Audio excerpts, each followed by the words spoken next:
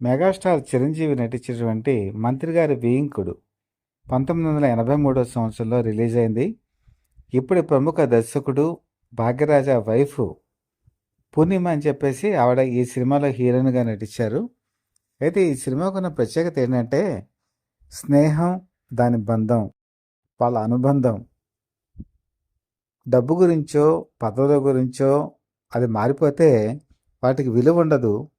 స్నేహం దేనికి కూడా లొంగదు, అన్ని అంతరాలకి దూరంగా ఉంటుంది అని చెప్పి చాటి చెప్పేటువంటి ఒక మహత్తరమైనటువంటి చిత్రం ఈ సినిమా. ఇందులో చిరంజీవి నటన ఎంత గొప్పగా ఉంటుందో పద్మశ్రీ అల్లు రామలింగయ్య నటన కూడా అంత అద్భుతంగా ఉంటుంది. అల్లు రామలింగయ్య నటించినటువంటి గొప్ప చిత్రాలలో ఈ సినిమా కూడా ఒకటి.